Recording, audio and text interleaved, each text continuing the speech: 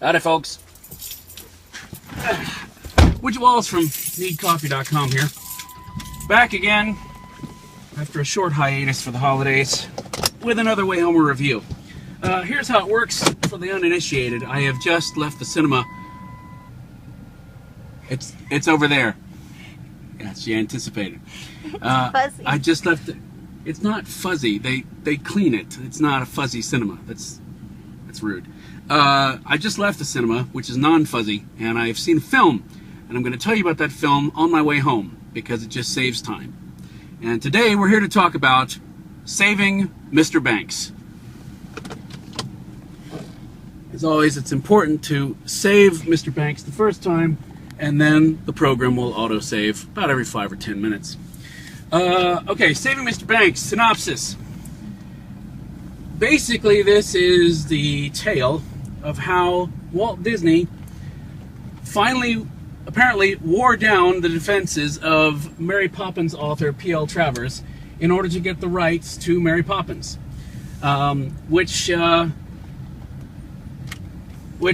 wonder how the film got made, considering, and you know this if you've seen the trailer already, she didn't want any animation, she didn't want any singing, she didn't want Dick Van Dyke, she didn't want full stop. I mean, she didn't want it to happen. But the shot is that she's in a bit of a financial pickle, and so after 20 years of putting off Disney, she is sort of backed into a corner of at least having to go to the Disney studios and see what they have to offer. And the story is about how, well, it's about her, mostly, and then about Walt Disney and the crew there, the Sherman Brothers and whatnot, trying to figure out how to make this horrible woman happy. That is a synopsis. That's pretty much it. Okay, so here's the deal. The film is basically, I mean, it's her story. It is almost more a biopic of P.L. Travers than it is the tale of behind the scenes before the making of Mary Poppins. And apparently, if this is accurate, I mean, you know, they have transcripts of, like, you know, the meetings that they had there at the studio. So I'm sure they have, you know, as I understand it, they were able to take actual dialogue from the tapes and put them into the script.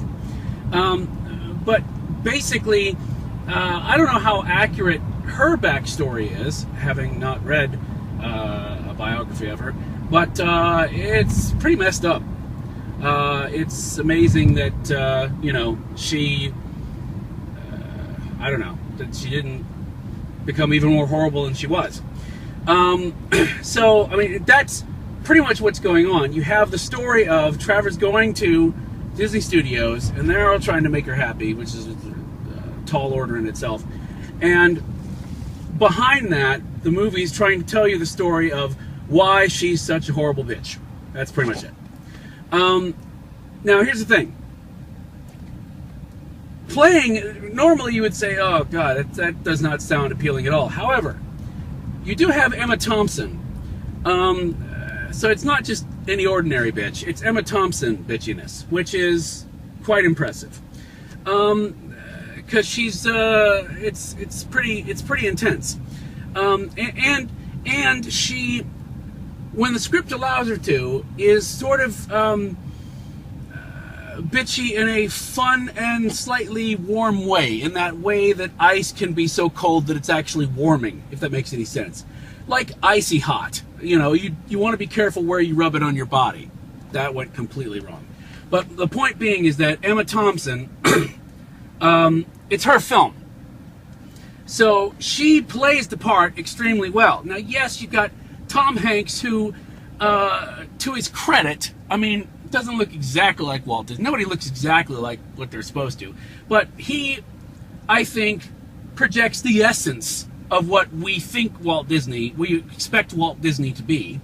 And to the Disney company's credit, you know, they did a film that doesn't, that's not, I mean, there's some dark bits in it, and some dark bits from Disney himself. So that was, that's a bit ballsy. So, I mean, they get some credit for that. And you've got, you know, a really good supporting cast of BJ Novak and Jay Schwartzman and Paul Giamatti and Bradley Whitford and all those people. They do a really excellent job as a supporting cast. And Tom Hanks, as a supporting cast, leads it and does a really good job. The one problem that I have, which may be a problem with the story itself, as in the real story, is that she's such a horrible bitch, such a harridan for the majority of the film that, I mean, as much as I was enjoying Emma Thompson's performance, but I really couldn't stand this woman. I mean, that credit to Emma Thompson for portraying it so well that I was just like, I know you're Emma Thompson and you're delightful. However, I really want to punch you. And who would punch Emma Thompson? It's Emma Thompson, for God's sake. First of all, she'd probably deck you back, but I'm just saying, you know, that says something about her performance. And yes, like I said, behind it, they're telling the backstory, which, you know, once you know the whole backstory, it's like you go, okay, well, it's sort of justified that you're that awful. But that takes so long to unravel, it doesn't really balance out with the harridanness that's going on. So I found that, like I said, just enjoying the performance, but really not wanting to spend a lot of time with this woman, which is bad because it's her movie. So, a lot of the first part of it, before it, you know, before she starts to, and let's face it, okay, spoilers, there's a Mary Poppins movie, okay? She signs over the rights. Sorry for anybody who didn't know that. By the way, the boat sinks in Titanic, too. But before she starts to thaw a little bit, I mean, it's sort of hard to just even put up with her until later on when you know why. And some of the thawing bits, I mean, it's like, you're such a freaking iceberg. It's like, I almost didn't believe that, you know, over the course of this magical moment that you know, started actually feeling, and you started actually having a pulse, and you seemed human. So that's, it's like I said, I think the problem may be that she was so that, you know, in order to paint anything else would be completely off the mark. Now, the whole thing may be completely off the mark because it is a movie. And it's a fictionalized account of the whole deal, tapes or not, because I haven't heard them, not all of them anyway. So who knows? But that's the main thing. Now, you know, it has some very moving and emotional bits, mostly led by Colin Farrell, who plays in flashback her dad. He's quite good. And Ruth Wilson, although I really wish she was in the UK making the Luther spinoff, I'm glad that she's getting good work. That's good for her. So there's a lot of good things going on. And let me just say, it's not a bad film. It's just that because of the imbalance towards the beginning, I wasn't really enjoying it. And there were moments where, you know how somebody can be just a horrible, there's no other word for it, just a horrible bitch, but yet they're a bitch in a funny, endearing way, or at least to an extent where you don't feel like you want to punch them, Emma Thompson or not. This was still off balance. I still had a lot of problems with it, even though there were some very funny moments, and she had some very cutting things to say. But it was not the funny ha-ha cutting. It was more the ha-oh-ah type of cutting, if that makes any sense whatsoever. So yes, the film was pretty good. Overall, I enjoyed it. Overall, it was an interesting journey to go on, and it was quite fascinating. I can't imagine how much fun they had, basically, you know, going to Disneyland and saying, we now have to make this look like the 60s. That must have been really entertaining. I look forward to the behind-the-scenes featurette on the DVD, or the Blu-ray, or by the time this comes out, God knows what it'll be replaced with. But Ultra HD, I hear. So no, it was pretty good. Now, the main thing is this. It's been out for a little while, so chances are if you wanted to go see it in the theaters, you were going to. Although there's a lot of stuff to watch, so maybe you were waiting for a second-run theater. Who knows? Should you see it on the big screen? Not necessarily. I mean, if you're a Disney freak, then sure, go for it. I think you would enjoy it just for that basis alone. But I think it's definitely worth watching for the performances, but if you waited for home video, you would not be sad. But it would be worth spending the money to rent or whatever it is you kids do these days with your wacky Netflix and Redbox and whatever it is.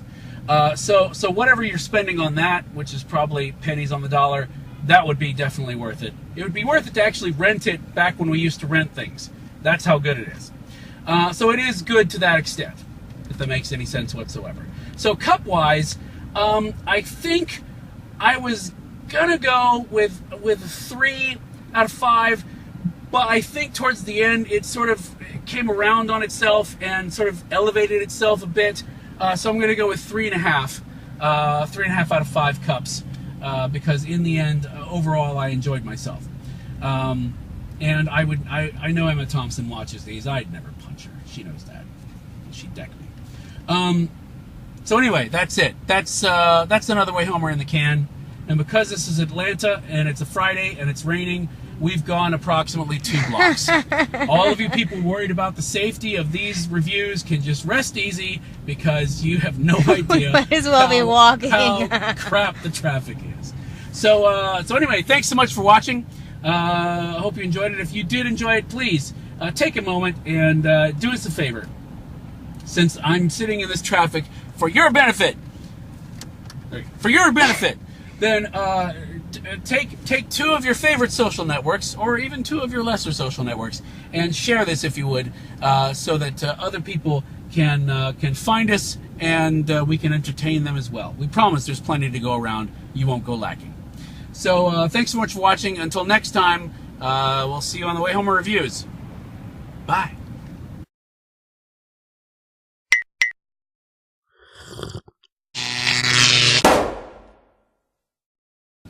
So we just spent the past minute while we were trying to entertain ourselves in this traffic, trying to come up with a Mary Poppins parody that we could sing at this moment for the coda, you know, about the traffic here and the weather. But then it was pointed out, and rightly so, that you don't mess with the mouse. All that stuff is trademarked and copyrighted to hell and back, and we don't want to get sued. So I would say, picture or listen or hear in your mind at this moment, right now, the Mary Poppins parody of your choice. There. They can't sue us for our thoughts. At least not yet. Bye.